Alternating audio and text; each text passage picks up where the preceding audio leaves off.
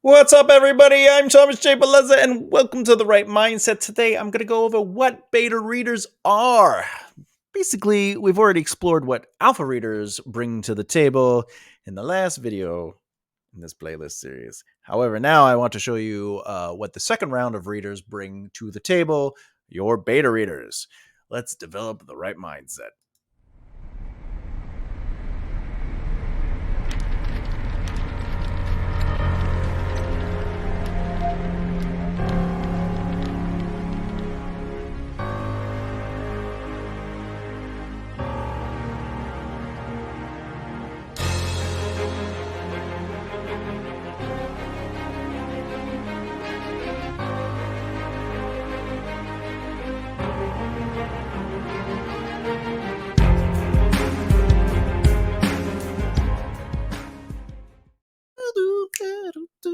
Thanks for checking out the video. As always, my heart pounds for the appreciation that I have for the audience coming to and support this channel. If you're new here or have been here for quite some time and you haven't yet, maybe pound that subscribe button and click that bell icon so you don't miss out. Let's go. Today's lesson is beta readers.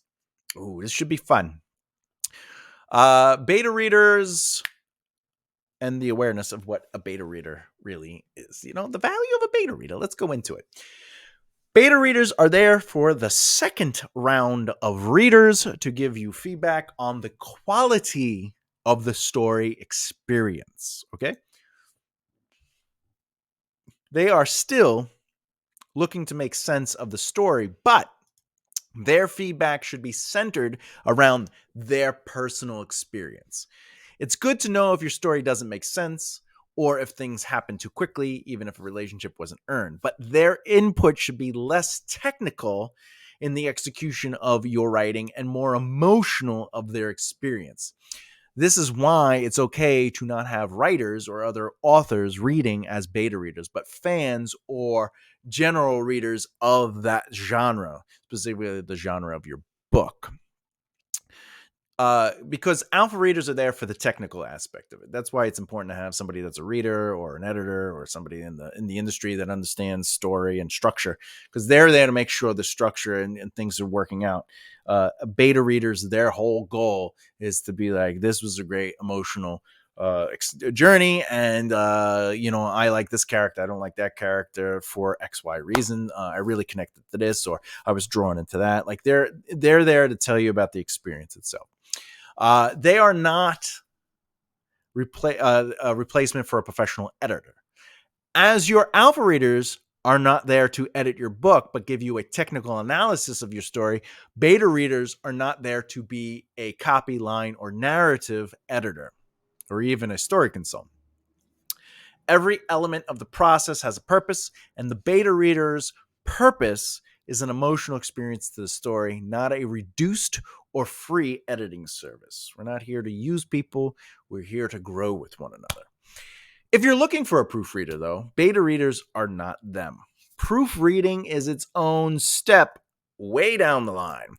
To get it off the table during the alpha and beta reader stage, you are not in the editing stage. You're not in the, let me make sure my grammar is right. Let me make sure my copy, I'm spelling everything correctly.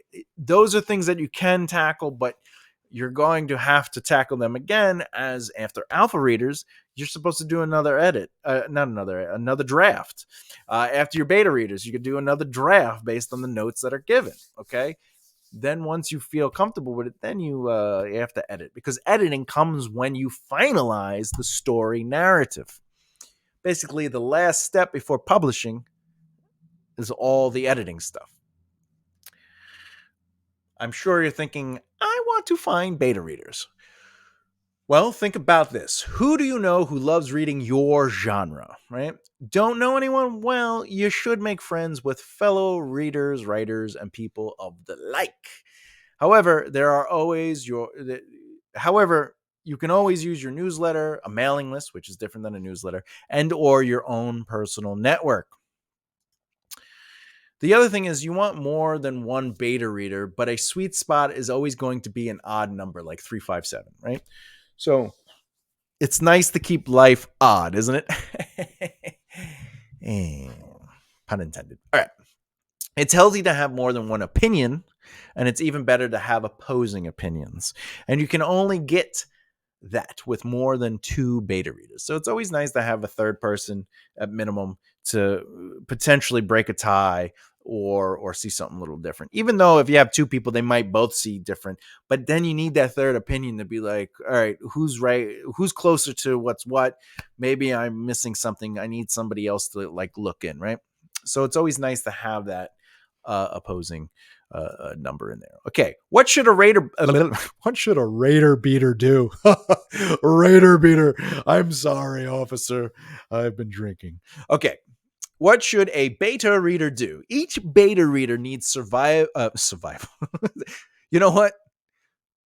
Some of us writers, we could be a little aggressive, so I feel beta readers do need survival qualities. Anyway, they need several qualities to do good at their job or their task, which is beta reading.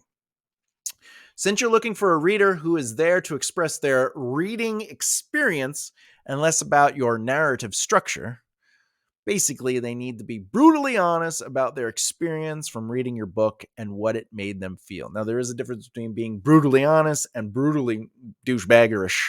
Brutally honest means that you're just going to let it out about how you feel, and you're going to let your emotions out, and you're going to really explore it. And the goal is not to say it sucks. The goal is to go, this is how it made me feel. This is what I see in it. This is where, be articulate. Qualities of a strong beta reader might be the truth. Well, truth, honesty. The truth will set you free when they can be brutally honest with you. Clarification, respectfully honest in a brutal way is always the best way. They need to be able to express how they feel about the story, answer your questions, and know how to articulate those thoughts. General statements are going to slow the process, and specific answers change it all. A general statement of "this sucks" or "I love this" doesn't help you know that the depth of your writing is coming through. Even compliments are not good. If they're just like, "It's really good. It's great. Oh, I love that part. The love relationship really is exciting." Those are not powerful statements of process. They're just or and you want beta readers who can say, "This sucked," or "I loved it because XYZ really stood out when ABC revealed blank, blank, blank." You want those in-depth discussions, okay? Now, what time do you have? As I only ask because time management is key when it comes to the process. So you have to think of time as an obstacle and a time for your beta readers to be very upfront about. Okay, you should be grateful they are even giving you their time, but it's still a time-sensitive matter. Even though they're giving you your time and more than likely for free, it's still a process that has to have a regimen, okay? You want to make sure they are good with deadlines and are able to communicate when they'll be early, on time, or late, or unable to do it in general. Another thing is, really, is this your story or theirs, right? Like, when they're involved, you have to really ask yourself, and they need to ask themselves, is this my story or your story? Or why are you here, right? We all have ideas in our head, and when a story is being read, well, they have to remember that it is your story, and any information should be based on the context of that narrative, not the way they wish they were reading it. For example, if you're reading Lord of the Rings as a beta reader, and you go and tell R.R. Tolkien, J.R.R. Tolkien, R.R. If you tell Tolkien, you go, hey, listen, I really like the Hobbits and all, but I don't understand why they don't have cars.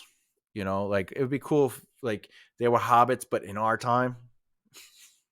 And I think it would have stood out. Like, I think I would have enjoyed the story more if, Frodo and Samwise were driving like, a Nova or something like that, or a Chevelle or something, like, I think it would have been a little bit more interesting because there's just so many fantasy novels out there.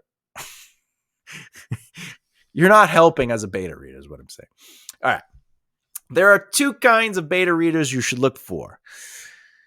Do you need them to read the book once through and offer you a simple opinion or pass fail? Interesting. Well, let's figure it out. Basically, do they like it or not? Would they recommend it or not? It's okay if this is what you're looking for, but I mostly would say it's not helpful for your writing experience as a writer. You might not get a clear, in depth understanding of your own story with this choice, but if enough people like the story, that's good too. Sometimes when you're looking for a beta reader, you might just be like, look, I just need someone to read the book and tell me if they liked it or didn't like it. Did they like these characters? Did they like these relationships? Maybe you lead them a little bit on the questioning, and you just want very specific things answered. This doesn't necessarily help to illustrate if your story is coming through at a literary depth, but it does say if your story is good or not. Like if enough people like it, I mean, they like the story, right? But in that case, you also don't want to give it to friends and family. They might feel bad if they say they don't like it. But maybe you want the second kind of beta reader, which is who they'll offer you a detailed commentary throughout the narrative for each chapter. This is okay too.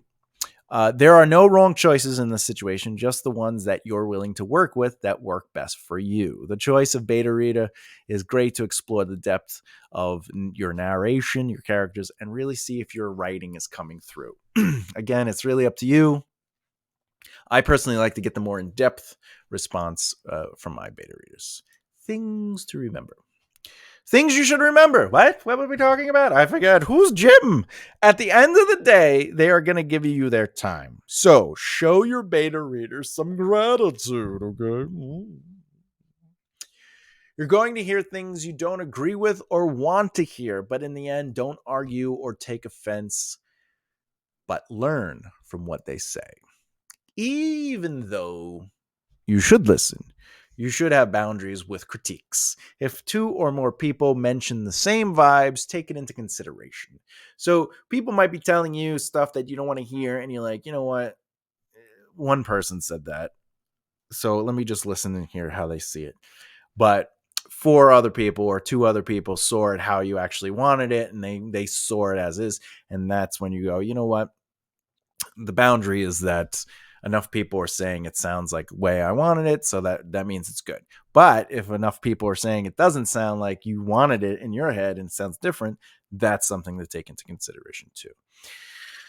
They're going to be a valuable asset either way to your journey as an author. So what can you do to reward your beta readers for giving you this kind of input and time? If they notice, if you notice they're really going above and beyond and they're critiquing with detailed information, they're writing stuff out, you got to say to yourself, how do I reward these people for their greatness, for their energy, and for the love and compassion that they're giving me of helping me out with this, And that could be anything from taking them out to dinner, maybe supporting their book when their book comes out, exchanging services, sharing their stuff all often as possible, even suggesting since your book already came out and people purchased it, maybe it's time to say, hey, if you have a birthday present idea, so and so has a book out too. Think of how you could reward them. Also, if a beta reader notices any grammatical or spelling errors, they should feel free to write down the word or sentence that is an issue and the page number next to it. If they have suggestions for spelling or grammar, it should they could use it. I would change the color of it, or I would, if they're going to put it in the document, I would recommend that they just put it in a separate document. Then they should include that information too. P.S. That's not what they're reading the book for. However, they're going to see things that you missed, and it's okay. But give them a clear direction on what to do if they do see that. Tell them they're not obligated to have that. My interest is in the other thing, because you're going to hire an editor anyway to go through and fix that stuff. Okay, Thomas, I really want to know what kind of questions. And I go, all right, well, here's some examples. You probably want to know as much as I know. Just saying. I don't know much, but I know I need to know that I want some question examples. All right. Here's some question examples. Let me do this. I'm gonna go a step further, and uh, uh we're gonna do a piece of paper. I'm gonna share a screen and let you see some of the questions. So if you have to, you can write them down. You can write these down. All right. Boop. All right, here it goes. I'm gonna read them because I like reading, but at the same time, feel free to boop. Okay. What point of the story was your favorite experience and why? What is it that helps each scene flow naturally or hinder the movement into the next scene? Which character do you feel the story is centered around and why? Before I go any further, just understand for these questions, let your readers go in blind. Don't necessarily prompt them or set them up or be like, this is what the story is about, or have a nice conversation about it. Let them go in blind so they can inform you of what you want them to inform you of. And an example of that is, which character do you feel the story is centered around and why? Would obviously, if I give you a story and I go, hey, this is about Maven, because it's the Maven Wars, and you're like, oh yeah, well, we're going to give it away. Let them explore the story for their experience. How clearly do you see the characters in action while reading in their mind's eye? What was it about the story that you enjoyed or didn't while following the main character through, and why? What is it about the characters that feel developed or undeveloped? Now, if you notice, these questions are not yes and no answer questions. They're questions that are looking for depth. They're, what point of the story was your least favorite experience and why? Wouldn't be yes or no. Like, you'd have to go, they would have to at least say something. Oh, I really enjoyed the part where the tournament took place, and there was a lot of suspense and tension, and I really liked when the two characters were fighting, and ultimately it was brother versus brother, right? I liked feeling that was pretty interesting. All right, so that's an example of answering a question like that. Were there any parts that frustrated, annoyed, or confused you? Yes. Okay, but why? And that's why we have why in there, okay? All the main characters, which one was your least favorite and why? Okay. Well, obviously Anakin. Okay. No, just kidding. Jar Jar. Me, Jar Jar. Okay. Were there any parts that frustrated, annoyed, or confused you, and why? We did that one already. How would you summarize what this book is about to another person? This is interesting because you know how you're supposed to come up with like your 2 or 3 line pitch? This is a great way to see what people think the 2 or 3 line pitch is, and then you can kind of take elements from it and reevaluate your original 3 line pitch. That's why this is a really good question. When you saw the title of the book, what did it make you think about? This helps you really say, you know what, maybe my title is not necessarily the right title, and the feedback is helpful. How did the story hold your attention or not from the beginning to the end?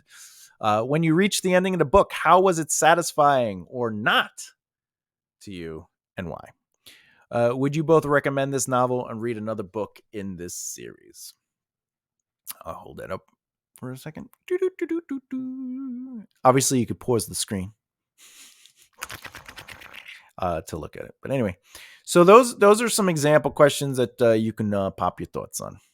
And what I would do is I take those as examples and then figure out what kind of questions you're interested in knowing about with your story as well.